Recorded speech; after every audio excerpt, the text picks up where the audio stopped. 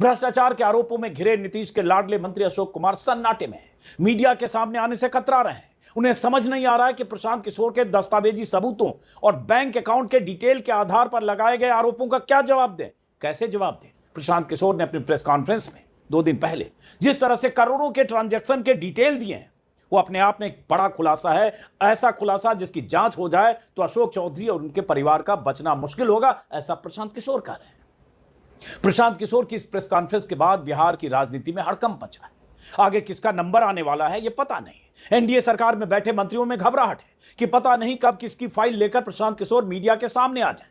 प्रशांत किशोर ने अपने खुलासे की शुरुआत कुछ दिन पहले, कहें तो लगभग 2-2.5 महीने पहले, सबसे पहले बिहार बीजेपी के मुखिया दिलीप जायसवाल से शुरू की थी और अब स्वास्थ्य मंत्री मंगल पांडे से लेकर उप मुख्यमंत्री सम्राट चौधरी और बीजेपी सांसद संजय जायसवाल की कुंडली खोल चुके हैं।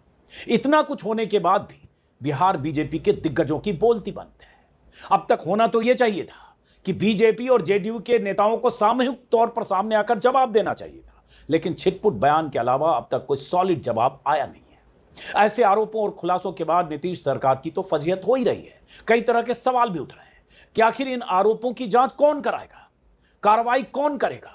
नीतीश कुमार के लिए भी कहा जा रहा है कि ऐसा नहीं हो सकता कि बतौर मुख्यमंत्री आप ईमानदार नेता की छवि का तमगा उठकर बैठे रहें और आपकी सरकार के किसी मंत्री या उप मुख्यमंत्री पर आरोप लगें, आपके करीबी मंत्री पर करोड़ों की हेरा फेरी के आरोप लगते रहें।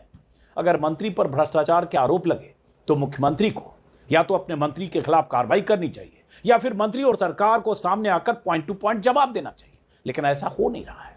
प्रशांत किशोर की प्रेस कॉन्फ्रेंस के लगभग 48 घंटे बीत चुके हैं, लेकिन अब तक ऐसा कुछ हुआ नहीं है। मुख्यमंत्री के मानस पुत्र पर अपनी बेटी, अपनी पत्नी और अपनी समधन के ट्रस्ट के नाम पर 200 करोड़ की जमीन खरीदने का आरोप लगा है और मानस पिता की तरफ से सन्नाटा है। मानस पुत्र को जैसे सांप सूंघ गया है।